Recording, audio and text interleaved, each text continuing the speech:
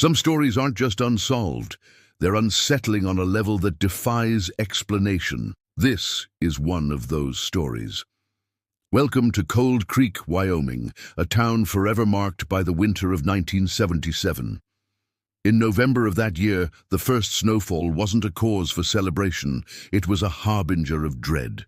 It began with Emma Hartley, 8 years old, playing in her yard as the first flakes drifted down.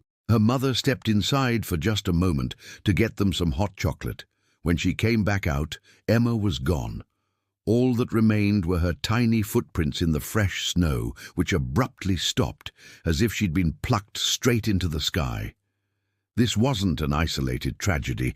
Over the next few weeks, the pattern repeated itself with chilling precision. Michael Torres, 10, vanished while walking home from a friend's house. Then Sarah Chen, just 6 years old. Then siblings Danny and Beth Morrison, 9 and 7, disappeared from their own backyard. Always during the snow. Always without a single witness. Always the tracks would just end. In a town of only 100-200 people, where everyone knew everyone, the disappearances created a suffocating atmosphere of fear and grief. The police force, led by Sheriff Donald Pritchard, was overwhelmed. They searched every house, every barn, every inch of the surrounding 50 miles. Tracking dogs would follow a scent, only to become confused and stop at the exact same point where the footprints vanished. It was as if the children had simply evaporated into the cold winter air. Then the letters started appearing. They weren't mailed or delivered. They were just found. Tucked under windshield wipers, left on doorsteps, slid into mailboxes. Each one was written in the same neat, precise handwriting, and each one carried the same cryptic message. They come down when it's quiet. Sheriff Pritchard initially wrote them off as a cruel prank, someone exploiting the town's pain. But when the 5th child, Beth Morrison, disappeared, a new letter was found nailed directly to the door of his office. He could no longer ignore it. They come down when it's quiet. What did it mean? He had to consider every possibility, no matter how outlandish. There was only one place in Cold Creek that could be described as down below. The old Crawford mine. It was a defunct silver operation, abandoned since the 1920s, its entrances hidden among the pines 2 miles from town. It was a place every child in Cold Creek was warned to stay away from. A place of local ghost stories and lingering danger. In the biting cold of December 1977, with all other leads exhausted, a search team was finally sent into the mine. The air was stale, the darkness absolute. They moved through the main tunnels, which had partially collapsed over the years but were still navigable. They found rusted carts, ancient tools, and helmets thick with cobwebs, relics of a forgotten era. Deeper and deeper they went, into the belly of the earth. And then, in the deepest accessible tunnel, a full 200 meters below the surface, they found it. Something that didn't belong. Something impossible. A small, red shoe. It was a child's shoe, and it was perfectly clean. There was no dirt, no scuffs, no mine dust coating its surface, as if it had been placed there only moments before, despite the fact that no one had set foot in this mine for over 50 years. Through her tears, Sarah Chen's mother confirmed it. The shoe was hers, but this discovery only deepened the mystery. There was no other sign of Sarah, no trace of the other 4 children, just that single, pristine shoe, waiting for them in the suffocating dark. It was a clue that offered no answers, only more terrifying questions. Shaken, and with no other course of action, Sheriff Pritchard made a drastic decision. The Crawford mine had to be sealed, permanently.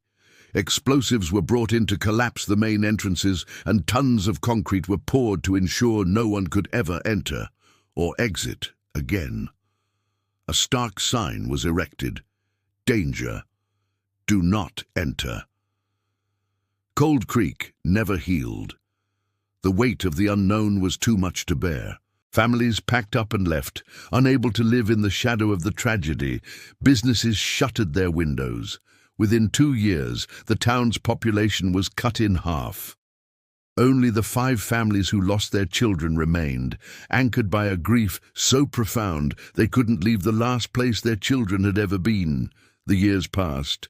The horror of 1977 slowly faded from a raw wound into a scar, then into a local legend whispered to frightened children, and finally, just another cold case file gathering dust, until 1991, 14 years later.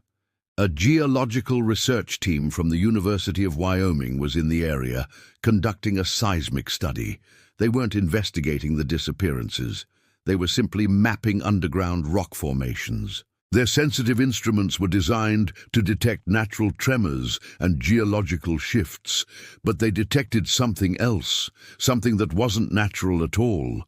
Deep beneath the ground, their equipment picked up movement, a strange, deliberate pattern originating from directly below the now sealed Crawford mine. The official report was sanitized, using dry technical terms like low-frequency anomalies and irregular vibration patterns. But one of the technicians, monitoring the seismographs late one night, wrote something far more chilling in his private journal. The date was November 15, 1991, exactly 14 years to the day after the last child had vanished. He described the seismic pattern he was seeing not as a tremor, but as rhythmic, like footsteps. He wrote that it sounded like many footsteps, small ones, moving in circles, 200 meters below the ground, exactly where Sarah Chen's impossible shoe had been found. The study was abruptly shut down. The data was classified by a federal request, and the team was told in no uncertain terms to never speak of their findings. But news like that has a way of trickling out. In Cold Creek, the few who remained didn't need a government report to know the truth. They could feel it in the air. To this day, they say that on certain November nights, when the first snow begins to fall and the world outside goes completely quiet, you can still hear something. A faint, distant sound carried on the wind, a sound like children playing, a sound like children singing, a sound that seems to be coming from deep within the earth. The Crawford mine is still sealed, its entrance now overgrown and almost completely hidden by nature. But the locals say that if you were brave enough to go there during the first snowfall of the year, if you find the spot and press your ear against the cold, frozen ground, you can hear them, still descending, always descending, to a place where no one can ever follow. Thank you for watching. If this story stays with you, be sure to hit that like button and subscribe for more mysteries that linger in the dark. Stay safe out there.